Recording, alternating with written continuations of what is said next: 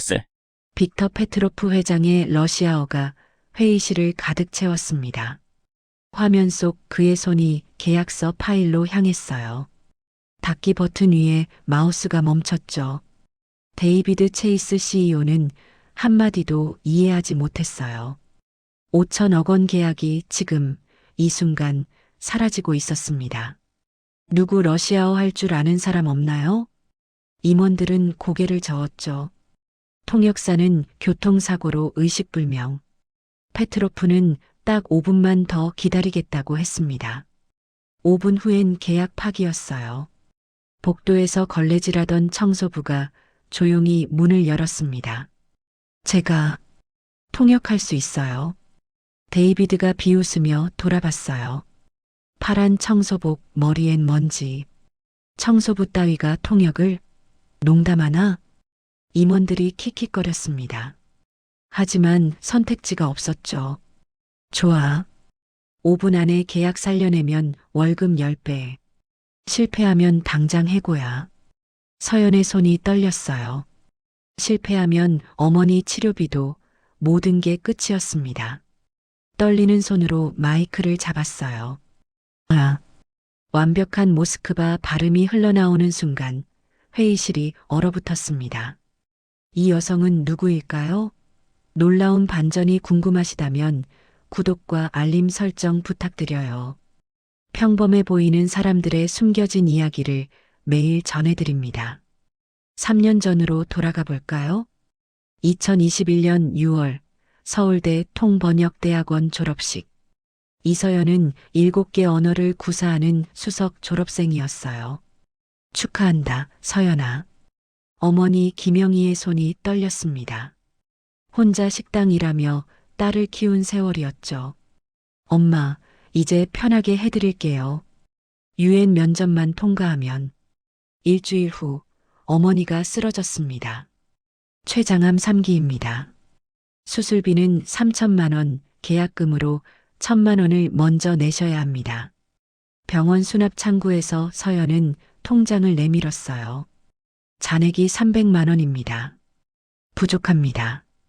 그럼 수술 일정을 최소 일주일 안에는 납부하셔야 합니다. 그 이후엔 다음 달로 밀립니다. 서연의 손이 떨렸어요. 한 달을 기다릴 수 없었죠. 유엔 면접은 2주 후, 합격해도 첫 월급은 6개월 후였습니다. 떨리는 손으로 유엔 담당자에게 전화했어요. 면접을 한 달만 연기해 주실 수 없을까요? 어머니가 규정상 불가능합니다. 다음 기회는 내년입니다. 전화를 끊는 순간 7년간 준비한 꿈이 사라졌어요. 그날 밤 병실에서 어머니가 물었습니다. 서연아, 면접은? 엄마 걱정 마. 잘 될 거야. 거짓말이었어요. 화장실에 들어가 변기 뚜껑을 꽉 붙잡고 소리 없이 울었죠. 비명을 삼켰습니다. 다음 날 구인 광고를 뒤졌어요. 퀀텀테크 야간 청소원. 시급 $20. 한 달이면 320만 원. 3개월이면 계약금을 낼 수 있었죠. 서연은 졸업장을 서랍 깊이 넣었습니다. 2021년 7월 1일 파란 청소복을 입고 거울을 봤을 때 눈물이 났지만 참았어요. 지하 보관실에서 장미숙을 만났습니다. 새로운 친구구나. 난 미숙이야. 그녀만이 서연을 사람으로 대해줬어요. 투명한 삶이 시작됐습니다. 3년이 흘렀습니다. 2024년 가을. 어느 날 서연이 회의실을 청소하는데 임원 2명이 들어왔어요. 어제 그 청소부 봤어? 대학 나왔다던데. 설마. 거짓말이겠지. 진짜 대학생이 청소를 하겠어? 그들은 서연이 바로 옆에 있는데도 마치 가구처럼 무시했죠. 복도에서는 더 심했어요. 서연이 무거운 청소 카트를 밀고 가는데 젊은 남자 직원이 부딪혔습니다. 조심 좀 하세요.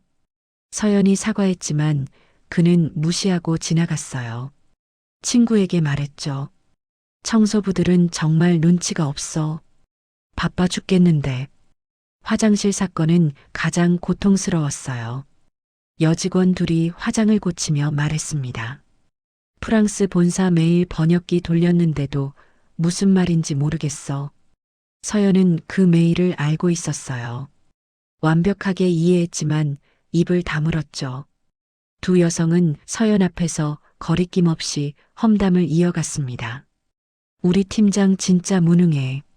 이런 것도 못 읽으면서 연봉은 얼마나 받는다고. 서연의 손이 걸레를 쥔 채 떨렸어요. 분노가 치밀었지만 참았죠. 점심시간 식당 구석에서 도시락을 먹는데 테이블 너머에서 대화가 들렸어요. 일본 계약 또 틀어졌대. 통역사가 제대로 못한다니까. 내가 할 수 있는데. 하지만 그 생각은 곧 사라졌어요. 밤마다 서연은 노트북으로 공부했습니다. 러시아어, 중국어, 아랍어, 프랑스어, 일본어. 언젠가 기회가 올 거야. 하지만 3년은 너무 길었어요. 거울을 볼 때마다 물었죠. 이게 내 인생의 전부일까? 그때 서연은 몰랐어요. 운명이 내일 찾아온다는 걸. 2024년 10월 15일. 회사 전체가 긴장했어요. 5천억 원 러시아 계약. 실패하면 직원 3분의 1을 해고해야 하는 상황이었죠. 10시 30분 폭탄이 터졌습니다. 통역사가 고속도로에서 추돌사고. 의식불명입니다. 회의는 30분 후인데 데이비드가 미친 듯이 소리쳤어요. 다른 통역사를 찾았지만 모두 불가능했죠. 페트로프는 정확히 11시에 시작한다고 했고 1분이라도 늦으면 계약을 파기한다고 통보했습니다. 10시 55분. 복도에서 서연이 듣고 있었어요. 심장이 터질 것 같았죠. 지금 아니면 영원히 기회는 없어. 하지만 동시에 공포가 엄습했어요. 실패하면? 웃음거리가 되면? 해고되면? 10시 58분. 데이비드가 복도로 나왔습니다. 절망적인 표정이었죠. 당신 혹시... 아니, 말도 안 돼. 그가 서연을 보고 비웃었어요. 청소부가 러시아어를 할 리 없지. 서연의 목이 말랐어요. 제가... 뭐? 6명의 임원이 나와서 이 광경을 지켜봤어요. 누군가 킥킥 웃었죠. 제가 통역할 수 있어요. 순간 정적이 흘렀습니다. 그리고 폭소가 터졌어요. 청소부가 러시아어를 하하. 데이비드가 냉소적으로 웃었죠. 좋아. 어차피 선택지가 없으니까. 하지만 경고하는데 망치면 당장 해고야. 게다가 우리 회사를 파산시킨 여자로 업계에 소문날 거고. 그의 말에 서연의 혈액이 얼어붙었어요. 각오됐어? 떨리는 다리로 회의실에 들어섰습니다. 화면엔 이미 페트로프가 차갑게 기다리고 있었어요. 시계가 11시를 가리켰습니다. 이제 돌이킬 수 없었어요. 모든 시선이 청소복 입은 서연에게 쏟아졌어요. 누군가 작게 웃었죠. 데이비드가 비웃으며 말했습니다. 자, 시작해봐. 우리 모두 지켜보고 있으니까. 서연의 손이 떨렸어요. 마이크를 잡는 순간 3년간의 모든 게 스쳐갔죠. 떨리는 입술을 열었습니다. 완벽한 모스크바 발음이었어요. 회의실이 조용해졌습니다. 웃던 사람들의 입이 닫혔죠. 페트로프의 눈썹이 올라갔어요. 지연에 대해 사과드린다는 말이었어요. 그리고 계약 조건을 완벽하게 통역하기 시작했죠. 10분이 지나자 데이비드의 표정이 변했어요. 믿을 수 없다는 얼굴이었죠. 임원들도 마찬가지였습니다. 서연은 단순 번역이 아니었어요. 데이비드의 직설적 표현을 러시아 문화에 맞게 부드럽게 바꿨죠. 페트로프 회장님께서 검토가 필요하다고 하셨는데 이는 러시아 관습상 가격 제협상을 원하신다는 의미입니다. 데이비드가 놀란 눈으로 서연을 봤어요. 이건 통역을 넘어선 뭔가였죠. 30분 후 분위기가 완전히 달라졌습니다. 페트로프가 웃으며 말했어요. 이 통역사가 마음에 든다고 문화를 이해한다고 했죠. 1시간 후 계약이 성사됐습니다. 5천억 원. 화상회의가 끝나자 회의실에 침묵이 흘렀어요. 모두가 서연을 멍하니 바라봤죠. 데이비드가 천천히 일어나 서연에게 다가왔습니다. 당신은 도대체 누구요? 서울대 통번역대학원 수석 졸업했습니다. 7개 언어를 구사합니다. 7개? 한국어, 영어, 러시아어, 중국어, 일본어, 프랑스어, 아랍어입니다. 데이비드가 잠시 생각하더니 선언했어요. 지금부터 모든 국제 계약권은 당신의 승인을 거쳐야 합니다. 당신 말이 이 회사의 국제 업무 최종 결론입니다. 회의실이 술렁거렸어요. 청소부에게 결정권을 준다고? 누군가 작게 중얼거렸죠. 그런 사람이 왜? 어머니 치료비 때문이었습니다. 당장 돈이 필요했고 이 일이 가장 빨랐어요. 데이비드의 얼굴이 창백해졌어요. 3년간 자신이 어떻게 대했는지 떠올랐죠. 그날 저녁 회사가 발칵 뒤집혔습니다. 누군가는 감탄했지만 누군가는 분노했어요. 3년간 우릴 속였어. 꼴 보기 싫어. 서연은 알았어요. 진짜 전쟁이 이제 시작이라고. 일주일 후 서연은 특별 고문이 됐어요.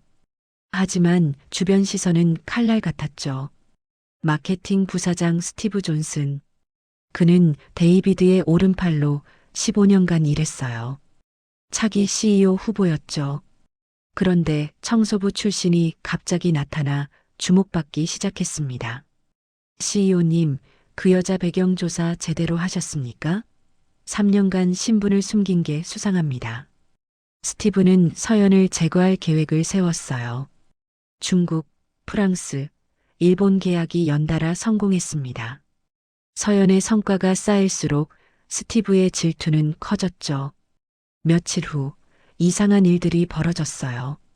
서연의 파일이 사라지고 회의가 통보 없이 취소됐습니다. 그리고 폭탄이 터졌어요. 회사 기밀이 경쟁사에 유출됐습니다. 긴급 회의가 소집됐어요. 조사 결과 서연의 컴퓨터에서 마지막 접속 기록이 나왔죠. 이건 말도 안 돼요. 저는 그 파일에 접근한 적이 없어요. 하지만 기록이 여기 있습니다. 스티브가 차갑게 말했어요. 3년간 신분을 숨긴 것도 의심스럽고 이제 기밀 유출까지. 서연 씨, 당신은 처음부터 스파이였던 거 아닙니까? 회의실이 술렁거렸어요. 임원들이 서연을 의심의 눈초리로 봤죠. 아니에요. 저는 증거가 명확합니다. 당장 직위 정지입니다. 서연의 세상이 무너졌어요. 그날 저녁 더 큰 재앙이 왔습니다. 병원에서 전화가 왔어요. 서연 씨, 어머님 다음 주 항암 치료 일정인데요. 회사 보험 처리가 중단됐다고 나옵니다. 네, 그럴 리가. 직위 정지 상태라 보험 혜택이 즉시 중단됐답니다. 오늘 안으로 200만 원 입금하지 않으면 치료 일정을 취소해야 합니다. 전화를 끊는 순간 서연은 바닥에 주저앉았어요. 어머니 치료비, 3년간의 노력, 모든 게 한순간에 무너졌죠. 그때 헬렌 체이스가 조용히 다가왔습니다. 일주일 드리죠. 결백을 증명하세요. 그리고 어머님 치료비는 제가 먼저 처리하겠어요. 그날 밤 서연은 홀로 남아 컴퓨터 로그를 분석했어요. 새벽 2시 이상한 걸 발견했죠. 누군가 내 계정을 복제했어. IT팀과 함께 조사했습니다. 더 파고들자 유출 문서들이 프랑스어로 암호화되어 있었죠. 경쟁사와 1년간 거래한 기록이야. 범인은 스티브였어요. 일주일 후 회의에서 증거를 제시했습니다. 프랑스어 암호화라 아무도 몰랐죠. 하지만 저는 읽을 수 있었어요. 스티브의 얼굴이 창백해졌어요. 헬렌이 차갑게 말했어요. 스티브, 즉시 해고하고 법적 조치를 취하겠어요. 진실이 밝혀졌지만 서연은 느꼈어요. 더 큰 시험이 남았다고. 며칠 후 재앙이 왔어요. 페트로프 회장이 계약 취소를 검토한답니다. 스티브가 해고 전에 심어놓은 시한폭탄이었죠. 거짓 소문을 러시아 경쟁사에 흘렸던 겁니다. 내일 모스크바로 가세요. 마지막 기회예요. 다음 날 영하 15도 모스크바 공항. 서연은 떨리는 손으로 전화했어요. 회장님은 만남을 취소하셨습니다. 배신자와는 이야기할 게 없답니다. 제발요, 오해해요. 5분만. 안녕히 계세요. 전화가 끊어졌어요. 눈 내리는 모스크바 거리에 홀로 서 있는 서연. 먼 곳까지 와서 문전박대당한 거였죠. 그 순간 무릎이 꺾였어요. 눈 속에 주저앉아 울고 싶었지만 참았습니다. 포기할 수 없어. 페트로프 회사 본사로 찾아갔어요. 경비가 막아섰죠. 제발이요. 저는 진실을 말하러 온 겁니다. 5분만, 딱 5분만 기회를 주세요. 경비가 난처해했지만 위로 보고했어요. 놀랍게도 페트로프가 만나줬습니다. 회장실은 차가웠어요. 페트로프는 적대적인 눈빛으로 서연을 봤죠. 5분. 그게 전부요. 서연은 떨리는 손으로 증거를 펼쳤어요. 회장님, 거짓 소문을 퍼뜨린 건 저희 전 직원이었습니다. 이메일 증거가 여기 있어요. 페트로프의 표정이 조금 풀렸지만 여전히 차가웠어요. 그렇다면 왜 변호사가 아니라 당신이 왔소? 서연이 그를 똑바로 봤습니다. 회장님과 처음 계약을 성사시킨 사람이 저니까요. 그리고 회장님께서 저를 신뢰해 주셨습니다. 그 신뢰를 저버리고 싶지 않았어요. 순간 정적이 흘렀어요. 러시아에서는 직접 만나 이야기하는 게 예의라고 배웠습니다. 이메일로 해명하는 건 비겁하다고요. 페트로프가 처음으로 미소 지었어요. 당신은 특별하군요. 리 통역사. 우리 문화를 정말 이해하시는군. 그가 창밖을 바라봤습니다. 계약은 유지하겠소. 하지만 조건이 있소. 앞으로 모든 러시아 업무는 당신이 직접 담당하시오. 감사합니다. 비행기에서 서연은 울었어요. 긴장이 풀리면서 지난 며칠의 공포가 쏟아졌죠. 일주일 후 회의에서 발표됐어요. 서연 씨를 국제사업본부장으로 승진시킵니다. 이번엔 진심 어린 박수였어요. 데이비드가 서연을 따로 불렀습니다. 솔직히 말하겠소. 처음에 나는 당신을 쓰레기처럼 대했소. 부끄럽소. 당신에게서 진짜 리더십이 뭔지 배웠소. 서연은 고개를 끄덕였어요. 이제 증명은 끝났습니다. 2025년 1월 창립 20주년. 300명이 대강당에 모였어요. 국제사업본부장 이서연 씨를 모시겠습니다. 서연이 무대에 올랐습니다. 스크린에는 청소복 입은 모습과 지금의 정장 차림이 나란히 떴어요. 제 진짜 이야기를 하겠습니다. 서연이 깊게 숨을 들이마셨어요. 저는 유엔 동시통역사 꿈을 가졌습니다. 하지만 졸업 일주일 후 어머니가 췌장암 진단을 받으셨어요. 면접을 포기하고 이 회사 청소원이 됐죠. 스크린에 서연이 새벽에 복도를 닦는 사진이 나왔어요. 3년간 투명 인간이었습니다. 복도에서 부딪혀도 사과 한마디 없었고 화장실에서 직원들은 제 앞에서 거리낌 없이 험담했죠. 객석 곳곳에서 고개를 숙이는 사람들이 보였어요. 하지만 포기하지 않았어요. 기회를 기다렸죠. 청소부였던 게 부끄럽지 않습니다. 그 시간이 가르쳐줬어요.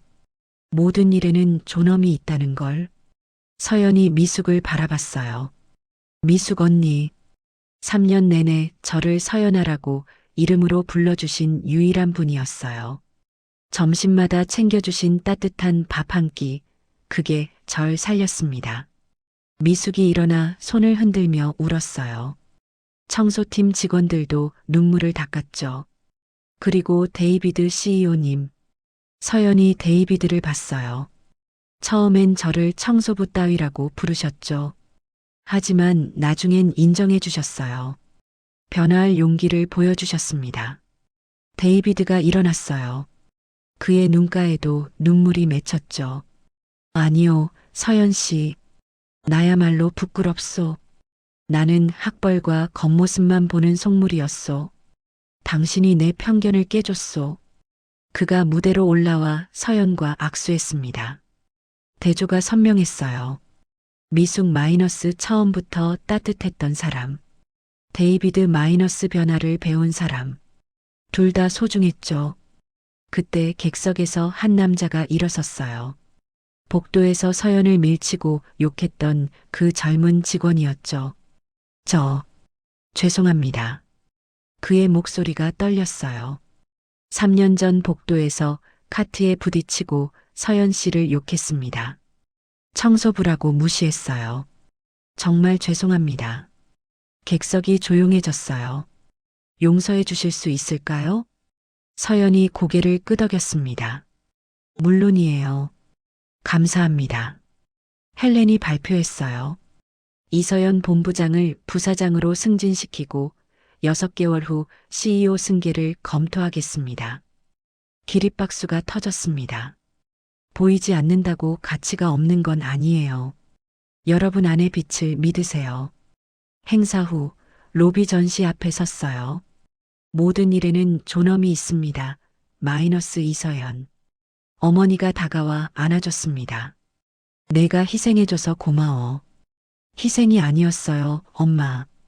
그 시간이 절 더 강하게 만들었어요. 이제 진짜 새로운 시작이었습니다. 2025년 7월 이사회실 이서연 부사장을 차기 CEO로 선임합니다. 만장일치로 가결됐습니다. 박수가 터졌어요. 4년 전 청소복을 입고 이 건물에 들어왔던 자신이 떠올랐죠. 취임식이 열렸습니다. 언론이 몰려들었어요. 청소부에서 CEO까지 소감이 어떠세요?